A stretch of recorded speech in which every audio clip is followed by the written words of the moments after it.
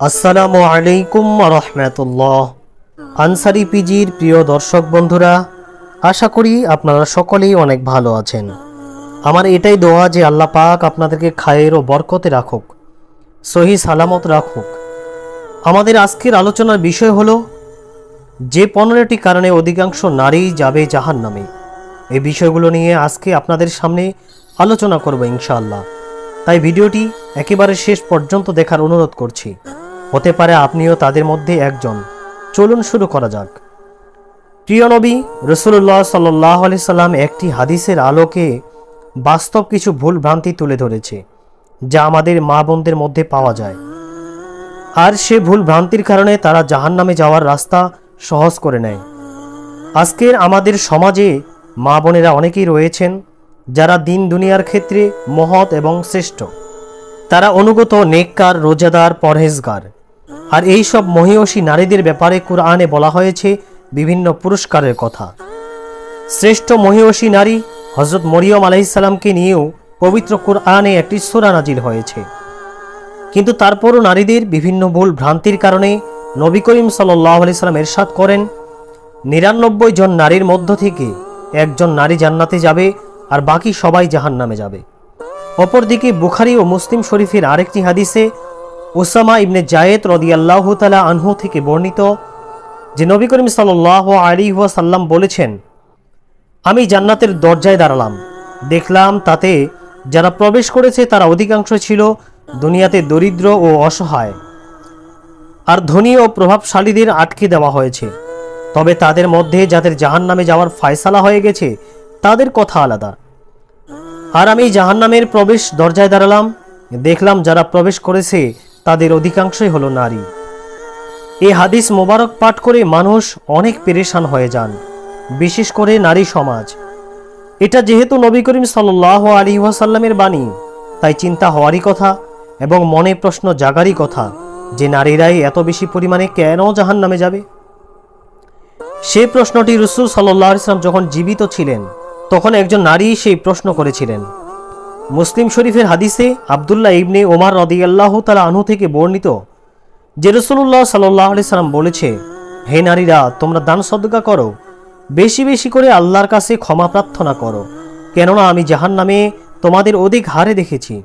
এ কথা শোনার পর উপস্থিত নারীদের মধ্য থেকে একজন নারী, যার নাম ছিল জাজলা, সে প্রশ্ন করল, ইয়া রাসূলুল্লাহ সাল্লাল্লাহু আলাইহি ওয়াসাল্লাম, আমাদের এই অবস্থা কেন কেন জাহান্নামে আমরা বেশি সংখ্যায় যাব? রাসূল সাল্লাল্লাহু আলাইহি সাল্লাম বললেন, কারণ তোমরা স্বামীর প্রতি অকৃতজ্ঞ ও বেশি বেশি অভিশাপ দাও। বলতে খারাপ শোনা গেলেও আসলে আজ আমাদের সমাজে নারীদের বাস্তব চিত্র অনেকটা এইরকমই, যা রাসূল সাল্লাল্লাহু আলাইহি সাল্লাম বলে গিয়েছেন 1400 বছর পূর্বে। দাম্পত্য জীবনে এমন অনেক নারীকে দেখা যায় যারা স্বামীর সামান্য একটু ভুল হলেই বিগত জীবনে স্বামীর সঙ্গে যে সুখের সংসার করেছে, ভালোবাসায় প্রতিটি মুহূর্ত কাটিয়েছে, তা বেমালুম ভুলে যায়। তার অবদানকে মুহূর্তে অস্বীকার করে স্বামীকে অকৃতজ্ঞের সঙ্গে বলে, তুমি আমার জন্য কি করেছো? তোমার ঘরে আসার পর আমি কিছুই পেলাম না, তুমি আমার জীবনটা বরবাদ করে দিয়েছো, ইত্যাদি। নারীরা সামান্য কারণেই আবেগী হয়ে যায়, তখন তারা হিতাহিত জ্ঞান হারিয়ে ফেলে। এজন্য রাসূলুল্লাহ সাল্লাল্লাহু আলাইহি সাল্লাম নারীদের সঙ্গে সর্বদা সৎ আচরণের কথা বলেছেন। তাদের সঙ্গে উত্তেজনা পরিহার করে নম্র ভাষায় কথা বলতে বলেছেন। একইভাবে নারীদেরকেও বলেছেন স্বামীর প্রতি অনুগত হওয়ার জন্য।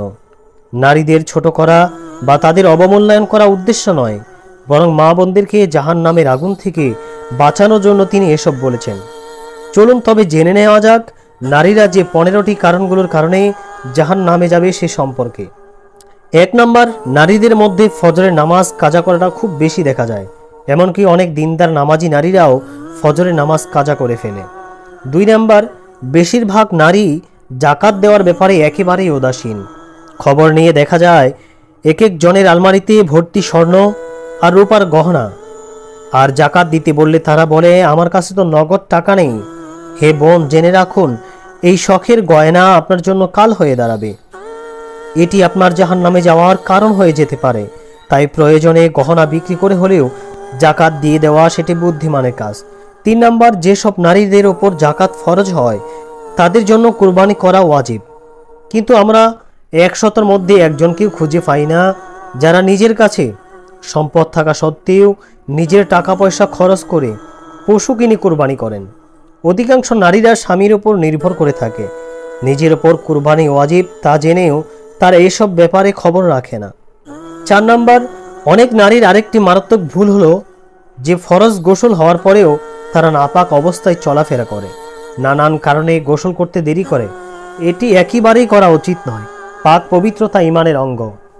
5 নাম্বার, অনেক নারীরাই নেল পলিশ লাগিয়ে থাকেন, অথচ নেল পলিশ লাগানোর ফলে অজু হয় না। এই নেল পলিশও তুলতে সময় লাগে, তাই অনেকে নেল পলিশের কারণে নামাজ ছেড়ে দেয়। আবার অনেকে নেল পলিশ না তুলেই অজু করে নামাজ আদায় করে। উভয়টিই ক্ষতিকর। ফলে সে মূলত অজু ছাড়া নামাজ পড়ল, কারণ যতক্ষণ নেল পলিশ না উঠবে ততক্ষণ অজু হবে না, আর অজু না হলে নামাজ হবে না। এমনকি ফরজ গোসল হলে তার ফরজ গোসলের ফরজ আদায় হবে না। 6 নাম্বার, অধিকাংশ নারী পর্দার ব্যাপারে উদাসীন, যা ভাষায় প্রকাশ করা অসম্ভব।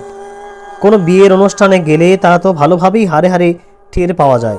বিশেষ করে আমাদের বাঙালি সংস্কৃতির 90% মুসলমানদের গায়ে হলুদের অনুষ্ঠানে বেপর্দাগিরি আরও বেড়ে যায়। 7 নাম্বার, 2 জন নারী যখন মিলিত হন তখন তাদের আলোচনার বিষয়বস্তু হয় তৃতীয় জনের গীবত করা। আর অধিকাংশ নারীদের স্বভাবই এমন যে তারা কয়েকজন একত্র হলে কথা না বলে থাকতে পারে না। আর কথার বিষয়বস্তু হয়ে থাকে গীবত, অর্থাৎ পরনিন্দা করা। আর গীবত করতে করতে অনেক নারী জাহান্নামের দরজায় গিয়ে পৌঁছে যায়। এক বাদশার ঘটনা। তিনি ঘোষণা দিলেন, যদি কেউ চমৎকার করে মিথ্যা বলতে পারে তাকে পুরস্কার দেওয়া হবে। যে যত মনের মাধুরী মিশিয়ে মিথ্যা কথা বলতে পারবে তাকে শ্রেষ্ঠ পুরস্কার দেওয়া হবে। তখন সবাই মনের মাধুরী মিশিয়ে মিথ্যে গল্প বলতে আরম্ভ করলো। অবশেষে একজন বলল, আমি এক জায়গায় অনেক নারীকে বসে থাকতে দেখলাম, কিন্তু সেখানে সবাই চুপচাপ, তারা কেউ কারোর সঙ্গে কথা বলছে না। তখন বাদশাহ উচ্চস্বরে হেসে বললেন, যখন মিথ্যা গল্প বলা হয়েছে তার মধ্যে এই গল্পটি শ্রেষ্ঠ। কেননা নারীরা চুপচাপ এক জায়গায় কখনো বসে থাকে না। তারা অবশ্যই একে অপরের বিরুদ্ধে, স্বামীর বিরুদ্ধে, ননদের বিরুদ্ধে, শাশুড়ির বিরুদ্ধে অথবা নিজের পুত্রবধূর বিরুদ্ধে গীবত করে শেকায়াত করতেই থাকে। আল্লাহ আমাদের মা বোনদের গীবত শেকায়াত থেকে রক্ষা করুন, তার পরিবর্তে ধৈর্য ধারণ করুন। আল্লাহ আপনাকে উত্তম প্রতিদান দান করবেন। 8 নাম্বার, অধিকাংশ নারী খুবই কৃপণ হয়ে থাকে, দান সদকা করতে খুবই কৃপণতা করে থাকে। যদি নারীরা বেশি বেশি সদকা করে তাহলে আল্লাহ তাআলা তাদেরকে জাহান্নামের আগুন থেকে বাঁচিয়ে দেবেন। কোনো নারী যদি ভুলক্রমে কোনো অন্যায় করে ফেলে তাহলে ভুল স্বীকার করতেও লজ্জা পায়, দেরি করে। অথচ দুনিয়ায় ক্ষমা চাওয়াটা খুব সহজ, কিন্তু কিয়ামতের দিন এর জবাব দেওয়াটা খুবই কষ্টকর। 9 নাম্বার, এছাড়া নারী রাগের মাথায় অনেক কুফরি কালাম উচ্চারণ করে, এমন কথা বলে দেয় যার ফলে মানুষ ঈমান হারা হয়ে যায়। কুফরি কালামের মধ্যে সবচেয়ে বড় কুফরি হলো স্বামীর বিরুদ্ধে নারীর মিথ্যা অভিযোগ। তেমনিভাবে আল্লাহ তাআলার বিরুদ্ধে অভিযোগ করা আরম্ভ করে দেয়। যেমন বলে, আল্লাহ আমার দোয়াই শোনেন না, এখন আর আল্লাহর কাছে দোয়া করি না। একদিন একজন বৃদ্ধ নারীর কাছ থেকে জানা গেল সে নামাজ পড়ে না। তখন তাকে জিজ্ঞেস করা হলো যে কেন নামাজ পড়েন না? বৃদ্ধা মহিলা বললেন, কি করব, আল্লাহ তাআলা আমাকে সব সময় রোগ ব্যাধি দেয়, আমাকে খারাপ রাখে, তাই রাগ করে আমি নামাজ পড়ি না। 10 নাম্বার, নারী সমাজের আরেকটি বড় ভুল হলো তাদের কখনো যদি বলা হয় এটি অন্য ধর্মাবলম্বীদের সংস্কৃতি, তখন সেটি তারা বেশি করে পালন করে। কিন্তু যদি বলা হয় এটি নবী করিম সাল্লাল্লাহু আলাইহি ওয়াসাল্লাম এর সুন্নত, তখন তারা সেদিকে ফিরেও তাকায় না। 11 নাম্বার, নারীদের আরও একটি বিষয় হলো অবহেলা করা। তা হলো প্রয়োজনে তারা স্বামীর কাছ থেকে টাকা নেয়, কিন্তু তার স্বামী কোথা থেকে টাকা আনছে সেদিকে খবরদারি রাখে না।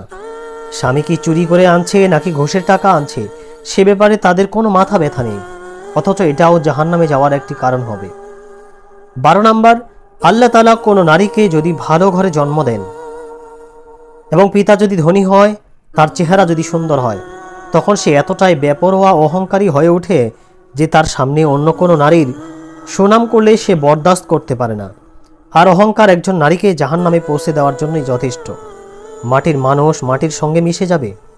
আল্লাহ রব্বুল আলামিন পবিত্র কোরআনে বলেছেন, আমি তোমাদের মাটি থেকে সৃষ্টি করেছি, আর এই মাটিতেই তোমাকে ফিরিয়ে নিয়ে যাব, অতএব এই মাটি থেকে তুলে আনব। তাই এই সৌন্দর্যের অহংকার কোনো কাজে আসবে না। 13 নম্বর, অধিকাংশ নারী কুধারণার রোগী হয়ে থাকেন, আর সামান্য সন্দেহ থেকে কুধারণা আর সে কুধারণা থেকে মিথ্যা অপবাদের মতো কবিরা গুনাহে লিপ্ত হয়ে যান, যা জাহান্নামে নিয়ে যাওয়ার মতো একটি বড় কারণ।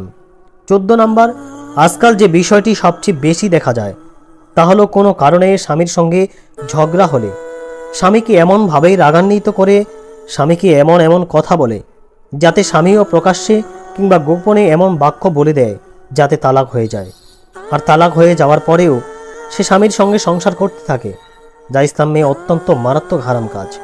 আল্লাহ তাআলা আমাদের বদ মেজাজের হাত থেকে রক্ষা করুন। 15 নম্বর, তাছাড়া অধিকাংশ নারী নেক আমল দেখা যায় শুধুমাত্র লোক দেখানো।